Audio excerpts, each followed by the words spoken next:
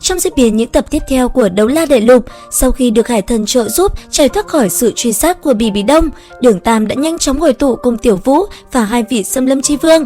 Khi gần đến nơi thì hiện trạng cả hai lúc trước đã không được tốt cho lắm, giờ đang dần suy yếu. Trong vốc hồn của Bỉ Bí Đông có kịch độc cực mạnh đương thời, độc tố của Tử Vong Chu Hoàng vốn rất khó giải. Huống chi, kịch độc chẳng những ăn mòn thân thể mà còn ăn mòn linh hồn của bọn họ. Đường Tam đối với loại độc này cũng là hết cách, mà hiện tại dù có cũng không đủ thời gian đi thu thập dược liệu. Hắn mặc dù rất muốn cứu hai vị huynh đệ của người yêu mình cũng là lực bất tòng tâm. Đúng lúc này, theo tinh thần hồi phục, giọng của Đại Minh trở nên hữu lực hơn hẳn. Chứng kiến một màn này, sắc mặt Đường Tam trở nên thảm biến, rất rõ về độc làm sao hắn không nhìn ra được. Đại Minh lúc này giống như đèn dầu sắp cạn, tinh thần đột nhiên khôi phục chính là hồi quang phản chiếu a. Đường Tam, chúng ta tự biết tình huống thân thể của mình, thân thể đã bị ăn mòn hoàn toàn. Trừ phi hiện tại ngươi có thể xuất ra loại dược thảo mà lần trước đã cứu thân thể của Tiểu Vũ. Thời gian của ta không còn nhiều lắm, hãy để cho ta nói hết lời đi. Đường Tam ảm đạm nhìn chăm chú vào Đại Minh gật đầu. Tiểu Vũ lại trở nên mạnh mẽ hơn, ôm cái cổ to lớn của Đại Minh mà khóc sống lên. Trong mắt Đại Minh lóe lên thần quang bình thản, nó nói cho Đường Tam biết, lúc đầu bọn chúng đều không ưa gì hắn.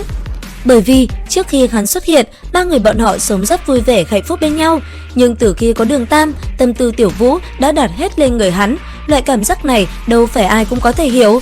Thế nhưng, thời gian trôi đi, bọn chúng dần chấp nhận Đường Tam dựa vào cách mà hắn thể hiện tình yêu cho Tiểu Vũ. Lần này gặp mặt, rõ ràng linh hồn Tiểu Vũ đã có thể phụ thể cho thấy những năm qua Đường Tam vẫn không ngừng tìm cách hồi sinh cho nàng. Bọn họ cũng phần nào yên tâm. Lúc này, ánh mắt Đại Minh trở nên ảm đạm hơn, trong lời nói yếu ớt, thập phần chân thật. Cảm ơn ngươi, Đường Tam. Tiểu Vũ, ngươi đừng đau buồn quá, ngươi giống như chúng ta, đều đã sống 10 vạn năm. Ngươi có Đường Tam lại tiến hóa làm nhân loại, có hy vọng mới. Chúng ta đã sinh sống ở tinh đấu đại xâm lâm này qua 10 vạn năm, kỳ thật đã sớm đối với thế giới này không còn gì lưu luyến. Từ khía cạnh nào đó mà nói, tử vong vừa có thể xem như chấm dứt, cũng có thể xem như một khởi đầu mới vậy. Thái Thản Cự Viên và Thiên Thanh Lưu Mãng sau đó đem tâm nguyện cuối cùng của mình nói cho Đường Tam, chính là muốn hắn hồi sinh Tiểu Vũ thành công. Bọn họ biết không thể duy trì được bao lâu nữa nên không muốn sự ra đi trở nên vô nghĩa. Thực lực Đường Tam, bọn họ cũng thấy được, hồi sinh Tiểu Vũ có nghĩa là hắn phải buông bỏ 10 cấp hồn lực, vĩnh viễn không được trở thành cường giả chân chính. Cho nên, bọn họ có cách giúp hắn hồi sinh Tiểu Vũ, chỉ là không biết hắn có chịu hy sinh vì nàng không mà thôi. Đường Tam, hắn không có nhiều lời, đem Tiểu Vũ trở lại bên trong cơ thể hắn, sau đó trực tiếp chém vào vai phải của mình. Hải Thần Tam Xoa Kích là chân chính thần khí, huyết quang băng hiện, cánh tay phải hắn đã bị chém đứt. Điều này chính là câu trả lời thành ý nhất của hắn. Chứng kiến một màn này, Đại Minh Nhị Minh thất kinh. Tuy rằng thân thể bọn họ đều cao lớn hơn Đường Tam, nhưng trong lúc này Đường Tam đã trở nên áp đảo trong lòng bọn họ. Nhất là hắn đã vì Tiểu Vũ mà điên cuồng, không tiếc trả giá hết thảy, càng làm cho hai đại thần thú tự ti mặc cảm. Lúc này huyết sắc quang mang hiện lên, ánh hồng sắp bắt đầu thiêu đốt trên người Đại Minh Nhị Minh.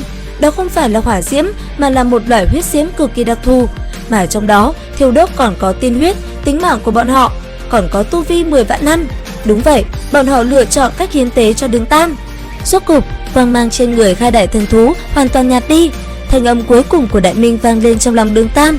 Ngươi là nhân loại tốt nhất mà ta từng gặp. Thật ra, ta cùng Nhị Minh đều thích Tiểu Vũ, chỉ là vì chúng ta là huynh đệ, cũng không nguyện ý xúc phạm tới đối phương, nên mới để ngươi chiếm tiện nghi. Đường Tam, chúng ta lấy hồn hoàn và hồn cốt bồi thường cho ngươi.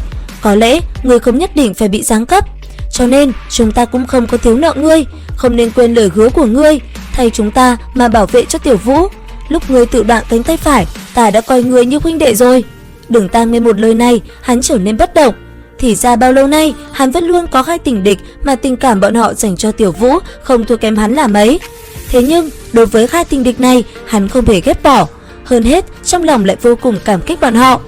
Trên đây là bí mật mà có lẽ rời xa thế giới này, Đại Minh và Nhị Minh mới có thể nói ra. Quả là đau lòng đúng không các bạn? Video đến đây là hết rồi. Xin chào và hẹn gặp lại các bạn ở những video tiếp theo.